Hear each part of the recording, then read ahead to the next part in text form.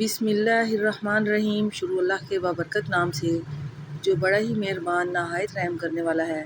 अस्सलाम वालेकुम व्यूवर्स, उम्मीद करती हूँ माशाल्लाह आप सब लोग खैर आफियत से होंगे, ठीक ठाक होंगे। तो आज मैं आपके लिए एक ऐसा फेस पैक लेके आई हूँ ना कि यकीन करें जब आप समर में स्पेशली इसको इस्तेमाल करेंगी तो आपके फेस के ऊपर जितने भी एक्ने के स्कार्स हैं, दाग धब्बे हैं, आपके फेस के ऊपर छाइयों के दाग धब्बे हैं, या आपकी आइज़ के नीचे जो डार्क सर्कल्स आ जाते हैं, ठीक है, वो भी आपके इससे रिमूव हो जाएंगे।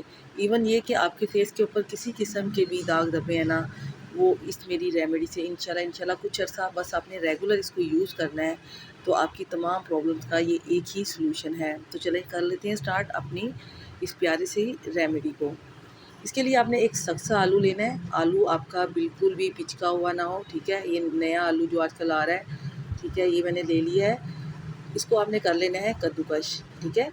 इसका असल में हमें इसका चाहिए जूस, ठीक है, इसमें आपने पानी बिल्कुल भी ऐड नहीं करना जी।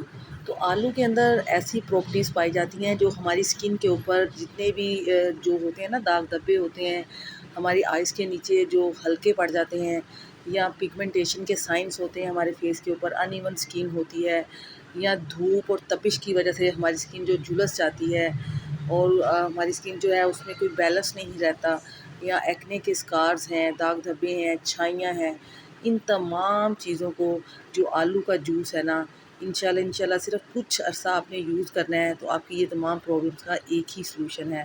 तो चलें जी, हमने आलू का जूस जो है वो आलू को हमने ग्रेट कर लिया है और अब आलू का जूस आपने इस तरह हाथों की मदद से प्रेस करते हुए निकाल लें, या अगर आपको इस तरह मुश्किल लगता है तो आप कोई छलनी ले लें, ठीक है, जिस तरह वो चाय वाली छलनी होती है ना, उसके अंदर भी आप ये जूस जो है निकाल सकते हैं। ये देखें तकरीबन 2 टेबल स्पून होगा ये आलू का रस, ठीक है। इसके बेनिफिट्स बहुत ज़्यादा हैं, हमारी स्किन को जो है ये निखारता है, ठीक है, निखार लेके आता है, चमक लेके आता है और दाग धब्बों को रिमूव करता है। ये जो हमारी होती है ना, हम लोग पार्लर वगैरह जाते हैं, उससे वक्ती तौर पे तो हमारा बहुत अच्छा इफ़ेक्ट आता है, लेकिन वो सिर्फ जस्ट वक्ती होता है, जबकि ये रेमेडीज़ बहुत ही कामयाब होती हैं। बस ये है कि हमें इनको थोड़ा सा रेगुलर यूज़ करना पड़ता है जी। तो ये 2 टीस्पून जो है ना मैंने इसके भर के मुल्तानी मिट्टी के इसमें ऐड कर दिए हैं, और अब 1 टीस्पून हम ऐड करेंगे एलोवेरा जेल, ठीक है। अगर आपके पास फ्रेश है तो वेल एंड गुड, बहुत ही अच्छा है, फ्रेश यूज़ करें आप।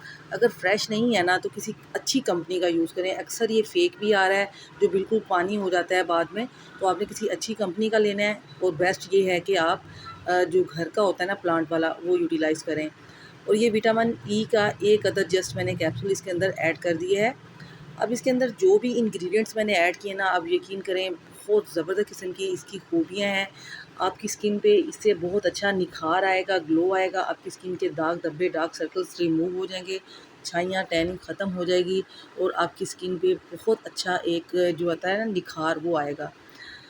उम्मीद करती हूँ रेमेडी आपको बेहद अच्छी लगी होगी। तो लास्ट में आप सब लोगों से मेरी एक छोटी सी रिक्वेस्ट है, गुजारिश है, इल्तमास है कि जो लोग भी मेरे चैनल पे न्यू हैं लाजमी चैनल को सब्सक्राइब कर दें, वीडियो को लाइक कर दें, क्योंकि यकीन करें आप लोगों की ये जो मोटिवेशन है ना, हमारे लिए ऑक्सीजन का दर्जा रखती है। तो जल्दी से लेके आएँ अपनी प्यारी सी फिंगर को हरकत में, क्योंकि हरकत में होती है हमेशा बरकत। ये लें जी, मुझे 15 मिनट हो गए थे और ये बिल्कुल सूख गया हुआ है। इसी तरह आपने फेस पे भी इसको सुखा लेना है। आफ्टर 15 मिनट्स आपने हल्का सा इसके ऊपर रोज़ वाटर या पानी डाल के हल्का सा रब करते हुए ना, आपने रब करते हुए इसको रिमूव कर लेना है। और ये देखें जी, आपको मैं इसका रिज़ल्ट चेक करवा रही हूँ। माशाल्लाह पहली दफ़ा मैंने यूज़ किया, कितना अच्छा ग्लो आ गया है। मैंने कोई चीज़ यकीन करें यूज़ नहीं की, और आप ये देख सकते हैं कि मेरी स्किन कितना ग्लो कर रही है, फिंगर्स कितनी नीट हो गई हैं। बस अपने कुछ अर्सा इसको रेगुलर यूज़ करना है, आपको बहुत अच्छे रिज़ल्ट मिलेंगे। इसके साथ ही मुझे इजाज़त दें, दुआ में याद रखिएगा, अपना ढेर सारा ख्याल रखिएगा। ओके, टेक केयर, अल्लाह हाफिज़।